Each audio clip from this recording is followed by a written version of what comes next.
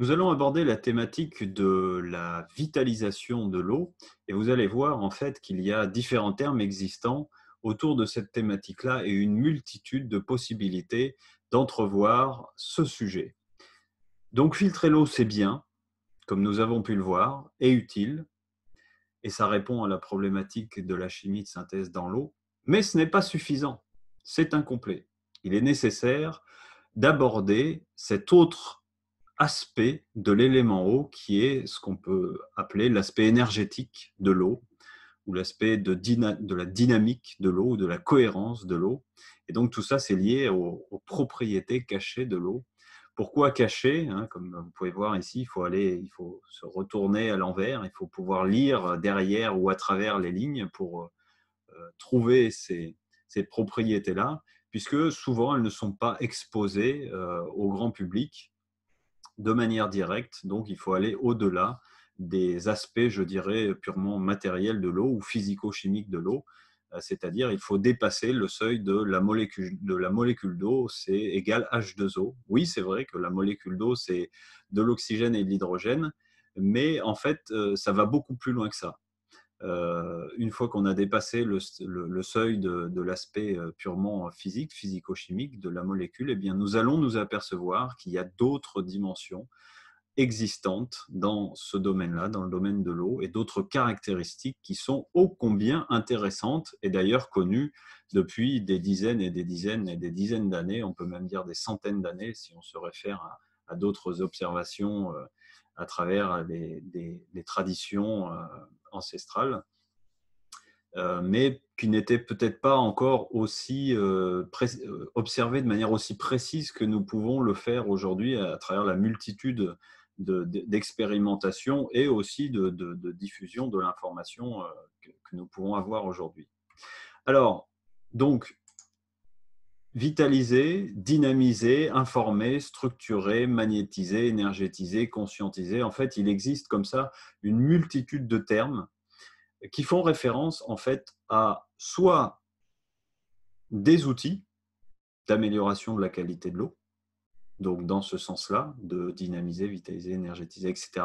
soit des techniques ou des pratiques en relation avec l'eau, dont l'idée sous-jacente, que ce soit les outils ou les pratiques, dont l'idée sous-jacente est toujours la même, c'est d'améliorer les propriétés de l'eau pour retrouver l'équivalent de ce que nous pouvons avoir dans les sources, dans la nature, voire même d'augmenter en fait ces propriétés constatées. Et c'est pour la raison pour laquelle nous allons d'ailleurs, dans la vidéo d'après,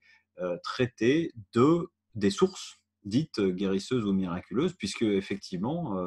eh bien, vous allez voir qu'une bonne partie en fait de ces recherches et découvertes, eh bien, provient simplement de l'observation de la nature et du constat que, eh bien, notamment dans les sources, il y a des propriétés qui fluctuent d'une source à une autre.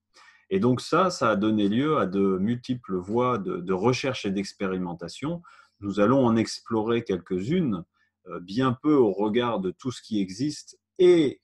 comme connaissance et comme outil d'ailleurs, pour améliorer la qualité de l'eau dans ces principes que nous appelons l'aspect vital de l'eau. Néanmoins, nous en explorerons quelques-uns et nous verrons un peu les impacts et les incidences que peut avoir le fait de consommer aussi une eau dite vitalisée, ou ce que ça confère en fait comme propriété particulière à l'eau et ce que ça va apporter notamment au niveau du végétal, aussi au niveau des animaux, ce qui a été constaté comme résultat d'expérimentations faites. Voilà. Donc, il y a différents termes pour qualifier ces pratiques-là. Et en fait, finalement, plus que le terme de dynamiser de l'eau ou de vitaliser de l'eau ou de structurer de l'eau, plus que le terme en lui-même, ce qu'il va falloir essayer de chercher et de comprendre, eh bien, c'est quel est l'outil ou la pratique qui a été utilisée dans ce domaine-là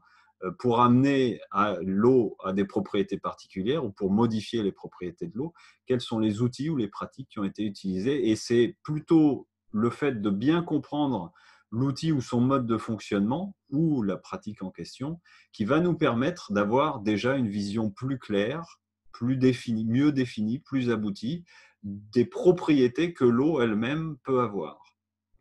Bien évidemment, nous verrons qu'il est assez difficile de définir et de détailler, de préciser, de modéliser, de mettre dans des cases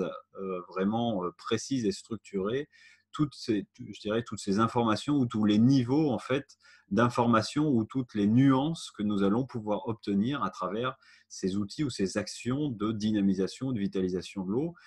Eh bien, simplement parce que nous n'avons pas véritablement d'outils de mesure adaptés encore à l'heure actuelle au niveau de la science moderne, dite moderne, pour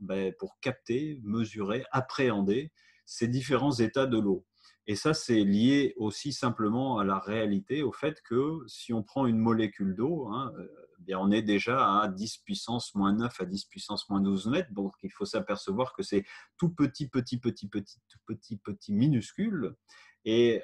en fait, d'ailleurs, il se trouve que les molécules d'eau à ce niveau-là, eh bien, elles s'allient et elles se délient entre elles des milliards de fois à chaque seconde. Imaginez le mouvement extraordinaire qu'il y a au niveau de la molécule d'eau qui, pour nous, est totalement imperceptible à l'œil nu. Et donc, bien évidemment, si nous devons, avec des outils scientifiques, ceux que nous possédons à l'heure actuelle, capter ces milliards de mouvements à chaque seconde, eh bien, il va nous falloir des outils très précis, dont nous n'avons pas encore la possession. Alors, il existe quelques techniques, notamment une développée par Georges Vieilledent au laboratoire d'électrophotonique, qui est d'ailleurs la poursuite d'autres je dirais, découvertes et outils mis en application par notamment Korotkov, un chercheur russe qui a travaillé sur ce sujet-là, sur le sujet des vibrations et comment pouvoir les capter, on va dire les observer, les modéliser et savoir eh bien, de quoi elles nous parlent en fait par rapport au vivant.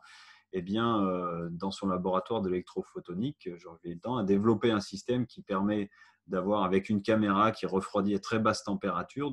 qui est très puissante, de pouvoir voir des niveaux très très fins de la matière, et de l'eau par exemple, ou d'autres types de corps, hein, même inertes ou des végétaux, etc. Hein, même inertes, hein, même des médicaments, voilà, et de pouvoir voir en fait ce qui est généré comme on va dire, halo lumineux autour de la substance ou de l'objet en question. Et ce qui s'est aperçu, eh bien, c'est qu'en fonction de la qualité, on va dire, vitale, et on va en reparler au niveau de l'eau, qu'est-ce que ça veut dire, les propriétés vitales de l'eau, eh bien, que ce halo lumineux que Korotkov a appelé, lui, à travers son appareil, le GDV, Gas Discharge Visualization, c'est-à-dire la visualisation de la décharge d'un gaz ou d'une émanation particulière qui là est appréhendée ou observée ou retranscrit à travers de la lumière avec certaines couleurs, eh bien, en fonction je dirais de la force ou de la présence de ce halo autour d'un corps, eh bien, le laboratoire d'électrophotonique a pu montrer que quand il y avait une émission importante ou plus ou moins structurée de cette lumière-là, eh bien, c'est qu'on avait affaire à des substances ou des éléments qui étaient hautement vitaux, c'est-à-dire qui favorisaient le vivant, et inversement, quand on n'a pas ou peu ou pas du tout d'halo lumineux autour des substances, eh bien, c'est qu'on est dans un niveau pauvre en énergie et pauvre en faveur du vivant, en fait. Donc, on a des techniques qui commencent à arriver, euh,